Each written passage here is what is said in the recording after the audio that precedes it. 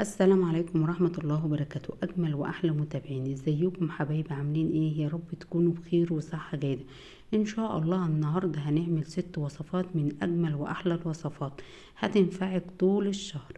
بس يا حبايبي، اللي بيشوفني لأول مرة ما ينساش يدعمني باللايكات والاشتراك في القناة، وشكرا على كل اللي حطلي لايك واشترك لي في القناة. أول وصفة معايا عندي نص كيلو من صدور الفراخ، عليهم بصلة وفلفل ألوان. هنبدأ بقى ننزل بشرايح البانيه بتاعتنا ببولة، وهنزل بالتوابل: فلفل اسمر، 7 بهارات، توم بودر، وملح وبابريكا، وتوابل فراخ. وهنغلف كل شرايح البانيه بالتوابل دي، وبعدين هنزل بمعلقة صغيرة من دبس الرمان، وهنسيبهم بقى بعد ما قلبنا التوابل ودبس الرمان. هنسيبهم بقى لمدة 10 دقايق عقبال ما نقطع الخضار بتاعنا. هنبدأ نجيب البصل وهنقطعه جوانح بالطريقة دي. اي فلفل بقى عندك، احمر اخضر، لو بتحب الحاجة سبايسي ارني فلفل كده ونقطعه في قلب الخضار اللي احنا هنقطعه ده. خلاص كده قطعناه بالطريقة دي، الفلفل الاحمر والاخضر والاصفر. ويلا نكمل بقية الوصفة بتاعتنا عملناها ازاي. هنجيب طاسة على النار، هنحط فيها مادة دهنية، هنحط معلقة من السمنة على الزيت. عملت ميكس بين السمنة والزيت، عايزة تعمليها بسمنة براحتك خالص. وهنبدأ ننزل شرايح البانيه دي في الطاسة، وأول ما تاخد لون هنقلبها على الناحية التانية، وهنسيبها كده لحد ما تاخد لون من الناحية التانية، وهنقلبها بقى. هي هتتشوح معانا على طول. وبعد ما اتشوحت وخدت اللون الجميل ده، هنبدأ بقى نطلعها في اي طبق عندك ونخلص الكمية بتاعتنا. اعملي الكمية اللي انت عايزاها. وهنا بقى في المادة الدهنية اللي احنا شوحنا فيها البانيه، هنزل بالخضار اللي انا مقطعاه، وهنقلب كده ونشوحه مكان البانيه اللي احنا شوحناه لحد البصل بتاعنا بقى ما يدبل ويبقى جميل معايا. وبعدين نحط معلقة صغيرة من توابل الفراخ. الفلفل بقى والبصل ياخد طعم التوابل، وهنظبط الملح بتاعنا، وهنقلب كله ده. خلاص كده بدأ يدبل معايا الفلفل والبصل. بعد ما دبل كده هنبدأ بقى ننزل بشرايح البانيه اللي احنا شوحناها، هنرصها على الخضار بتاعنا بالطريقة دي.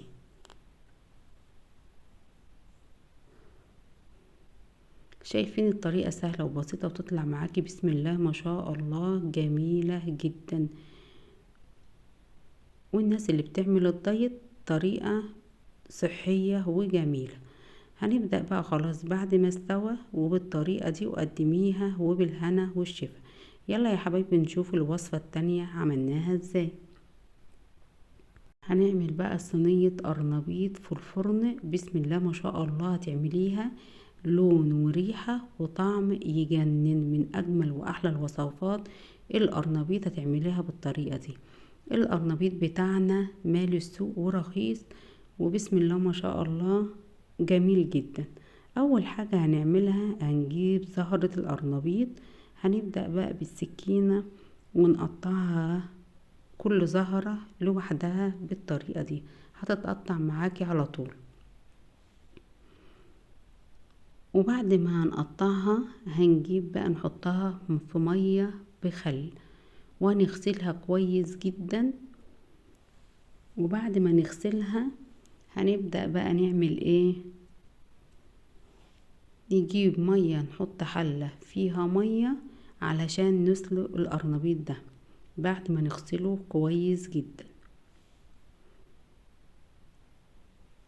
خلاص احنا حطينا على النار، واول ما المية غلت هنزل بمعلقتين من الملح حسب كمية المية اللي انت هتحطيها، ونص معلقة من الكمون. وهنزل بقى بزهرة القرنبيط دي حوالي كده من 7 ل10 دقايق، وهتلاقيها السلق معاكي. القرنبيط ما بياخدش وقت خالص في السوا. هنبدأ بقى نجيب مصفى ونطلع القرنبيط بتاعنا وهنخلص الكمية بتاعتنا. هنجيب بقى بعد ما سلقناه هنجيب قطاعة بعد ما جبنا القطاعة هنبدأ نقطع القرنبيط بتاعنا بالطريقة دي. شايفين بيتقطع بسهولة ازاي؟ هنقطعه قطع صغيرة خالص. وبعد ما قطعناها كده بالطريقة دي هنقطع الكمية اللي احنا عايزينها. القرنبيط بتاعنا من اجمل واحلى القرنبيط، ليه فوائد كتيرة جدا.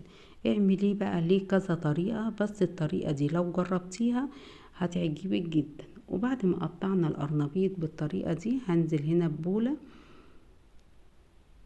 وهنحطه، ويلا نعمل الخلطة اللي احنا هنحط فيها القرنبيط. هنا بولة وهنزل ب3 بيضات، طبعا بيض يعني خل. هنحط معلقة صغيرة من الخل علشان زفارة البيض. وهنا بقى كوباية من الحليب والتوابل بتاعتنا. عندي كمون، عندي كزبرة، فلفل اسمر، شطة وملح.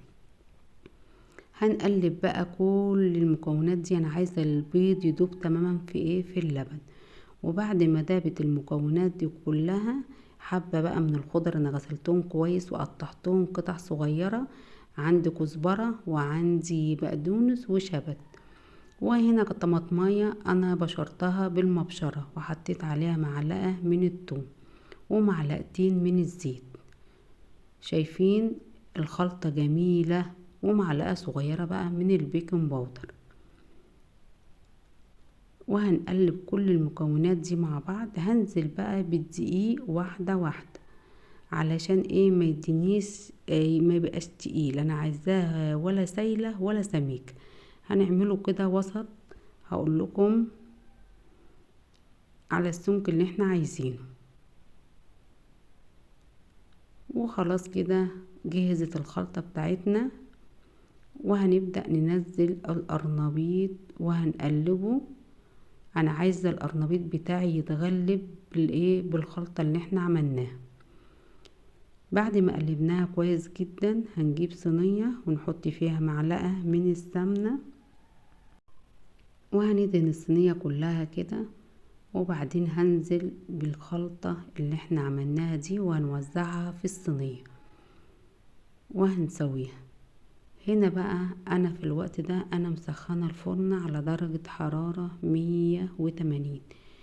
وبعد ما سوينا القرنبيط هنجيب معلقة من السمنة وهندهن الوش بتاعها علشان تدينا لون ذهبي جميل. وخلاص بعد ما وزعت السمنة على وش الصينية هندخلها الفرن على درجة على الرف الاوسط. وبسم الله ما شاء الله طلعت بالجمال والحلاوة ده. شايفين لون وطعم وريحة بسم الله ما شاء الله. قطعي بقى قطع صغيرة كده وقدميها مع بتنجان مخلل واجمل واحلى صينية قرنبيط. الوصفة اللي بعد كده هنعمل طبق بتنجان بقى نقدمه على الفطار جنب الطعمية. هنعمله على العشاء على الغدا. من اجمل واحلى الوصفات للبتنجان. خلاص كده اول حاجة هنجيب البتنجان الكمية اللي احنا عايزينها وهنقشرها بالطريقة دي. وبعد ما قشرناها هنقطعها شرايح. شرايح بقى ولا سميكة ولا رفيعة.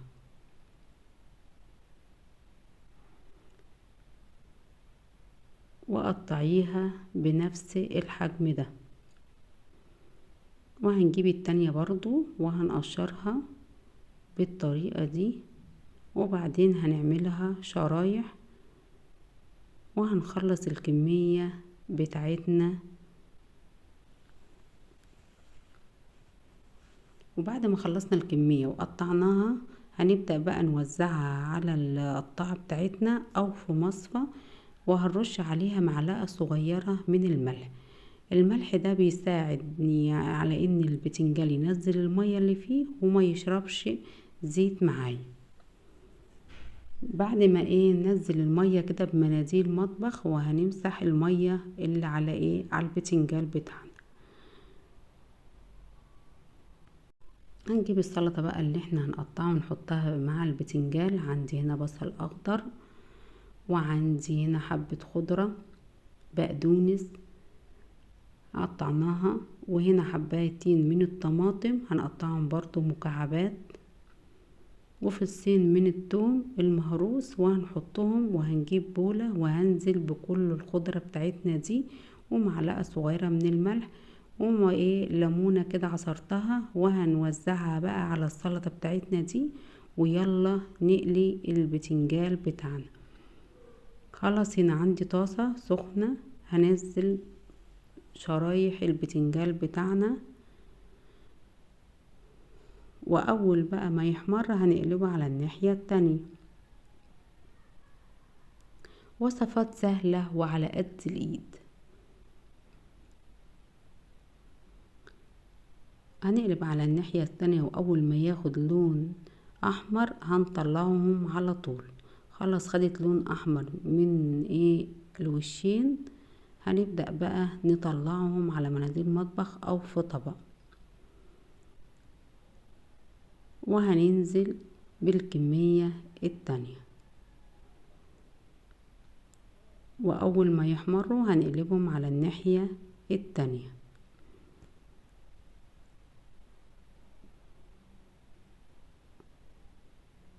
وهنخلص الكمية كلها بالطريقة دي. وبعد ما احمروا على الناحيتين هنبدأ نطلعهم. وصفاتنا على قد الايد. وخلاص خلصنا الكمية بتاعتنا بالطريقة دي. هنجيب طبق بقى هنرص البتنجال بتاعنا في الطبق. وطريقة التقديم دي على حسب ذوقك واختيارك. عايزة ترصيها بالطريقة دي رصيها براحتك خالص. هنوزع كل البتنجال بتاعنا في الطبق. بعد ما وزعناه بالطريقة دي هبدأ بقى نجيب السلطة اللي احنا عملناها وهنحطها في النص، وقدميها وبالهنا والشفا. ونشوف الوصفة اللي بعد كده. وصفاتنا جميلة وكملوا معايا. الوصفات بتاعتنا معظمها بالبتنجال. البتنجال بقى من الحاجات المغذية الجميلة اللي كلنا بنحبها. والطبق بتاعنا ده شايفين لونه وطعمه وريحته تجن.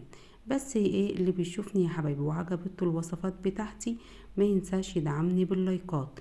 هنجيب طاسة على النار، وهنزل هنا انا مقطعة البتنجال بتاعي مكعبات، ورش عليه حبة من الملح، وفي المصفى نزل المية بتاعته علشان ما يشربش معايا زيت. واول بقى البتنجال بتاعي ما يتحمر هنطلعه على طول اول ما خد اللون الذهبي الجميل ده. وبعد ما طلعنا البتنجال بتاعنا الكمية كلها بالطريقة دي هننزل بقى بمكعبات بطاطس. انا عاملة برضو مكعبات نفس المكعبات بتاع البتنجال، وهنحمرها. واول ما تتحمر معايا وتاخد اللون ده هنطلعها على طول مع البتنجال بتاعنا. يلا نكمل وصفتنا. وهنجيب طاسة على النار هنزل فيها بمادة دهنية، معلقة من السمنة على الزيت. هنزل بمعلقة كبيرة من الثوم المفروم. بعد ما فرمته في الكبة هنبدأ نشوحه كده لحد الريحة بتاعته ما تطلع.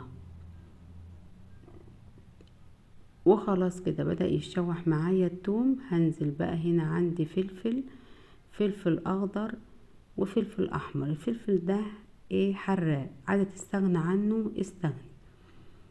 وهنقلب كله ده مع بعضه لحد بقى الفلفل بتاعنا ما يدبل هو والتومة تاخد اللون الذهبي الجميل. هنفضل نقلب كده علشان التومة بتاعتي ما تغمقش اكتر من اللون ده. وبعدين هنزل بمعلقتين من الخل الابيض. الدقة بقى دي جميلة للبتنجال بتاعنا. وهنزل بقى هنا حبيتين من الطماطم انا مقطعاهم مكعبات، وهنقلب كده لحد الطماطم بتاعتنا دي ما تنزل المية بتاعتها.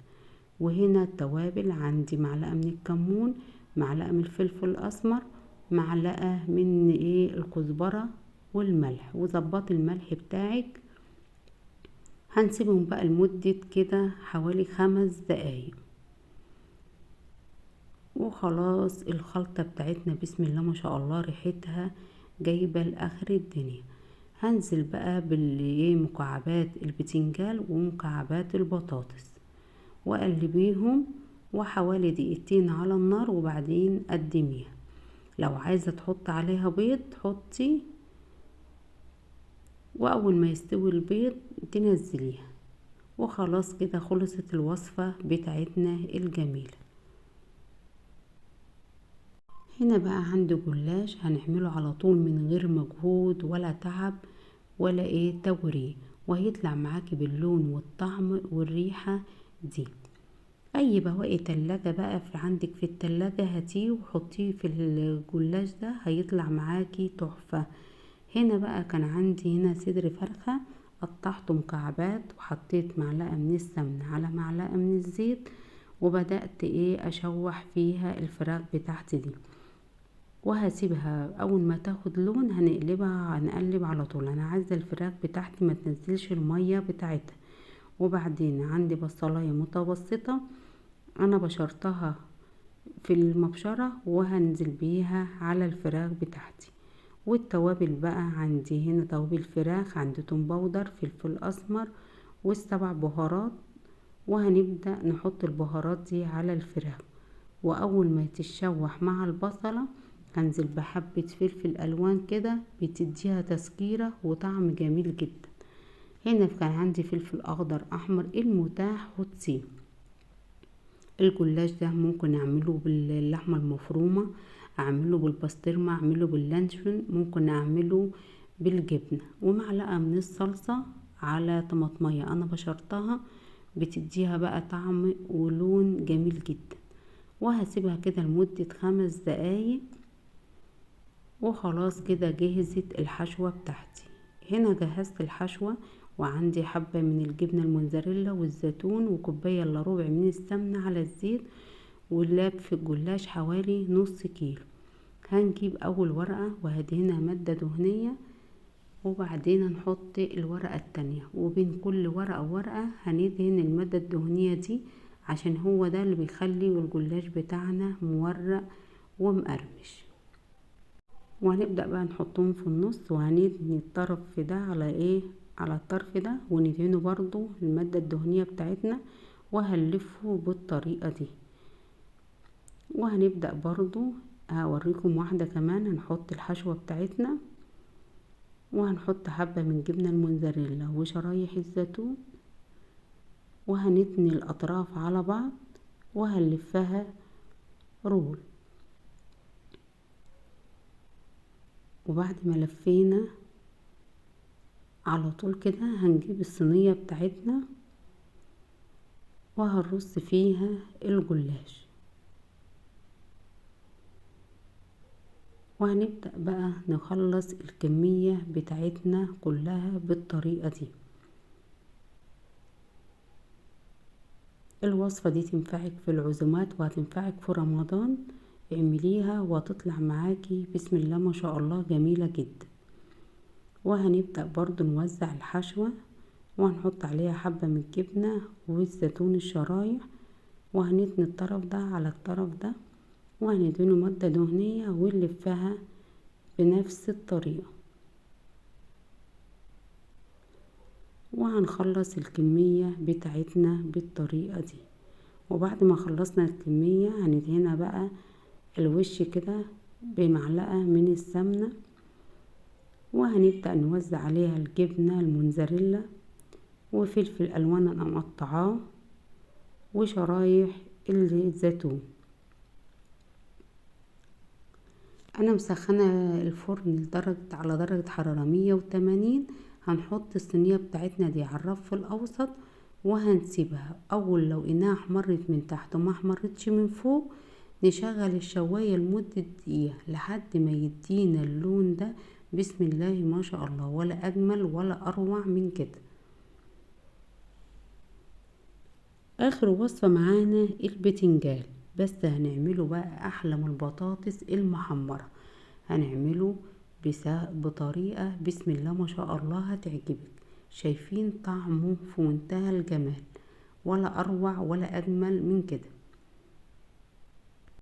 هنجيب البتنجان بتاعنا بعد ما غسلناه، هنبدأ نعمله شرايح بالطريقة دي، وبعدين هنقطعه صوابع زي البطاطس بالظبط. وهنخلص الكمية بتاعتنا بالطريقة دي، وبعدين هنزل في البولة، هنزل عليهم بمعلقة صغيرة من الملح علشان ينزل المية اللي فيه. وهنا بقى حوالي 3 بيضات، هنزل عليهم بمعلقة من الخل، وهنزل التوابل بابريكا، فلفل اسمر، كمون، وهنا توم باودر.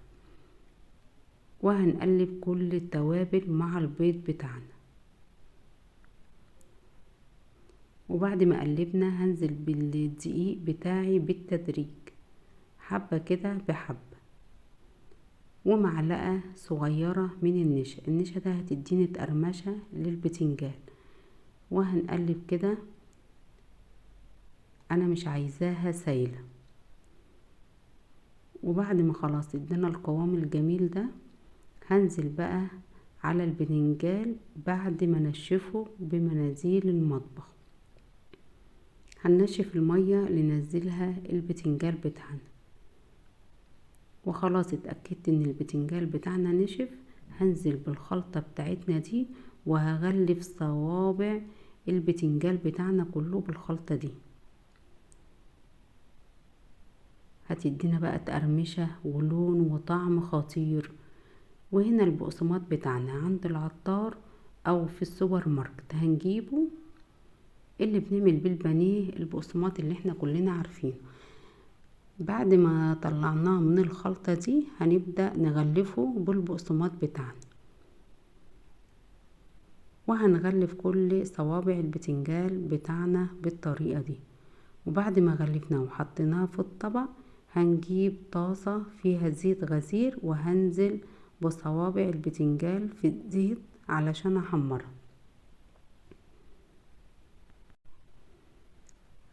اول بقى ما تتحمر معانا هنفضل نقلب فيه. اول بقى ما يدينا اللون الذهبي هنبدأ نطلعه على مناديل مطبخ. وخلاص كده خدت اللون ده، هنبدأ نطلعه، وهنزل ببقية الكمية.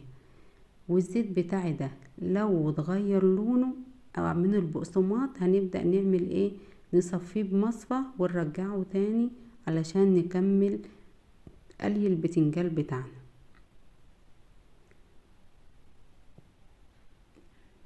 ولا اسهل ولا اروع من كده. شايفين طريقتنا سهلة. وقدميه بقى بعد ما تخلصي الكمية بتاعتك، وقدميه وبالهنا والشفا. ولو عجبتكم الوصفات بتاعتي ما تنسوش تدعموني باللايكات اللايكات اللايكات.